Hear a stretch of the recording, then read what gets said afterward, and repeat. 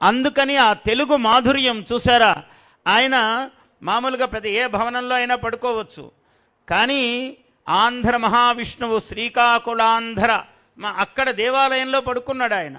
అసలు దేవుడికి ఒక తెలుగు పేరు ఉండడం ఎంత గొప్పది చూడండి. ఆంధ్ర మహావిష్ణువు, ఆయన మహావిష్ణువు ఎవరికైనా ప్రపంచానికంతా, భూమండలానికంతా నభోమండలానికంతా మహావిష్ణువు ఆయన. కానీ ఆంధ్ర మహావిష్ణువు ఆయనకింత ఇష్టమో తెలుగు పేరు పెట్టుకున్నాడు. అక్కడ గుళ్ళో పడుకున్నాడు రాత్రి. అంటే ప్రజలకు సన్నిహితంగా ఉండాలి, అందువల్ల గుడిలో పడుకున్నాడు. పడుకుంటే ఆంధ్ర మహావిష్ణువు కలలో దర్శనమిచ్చాడు. నాయనా, నువ్వు ప్రభువు,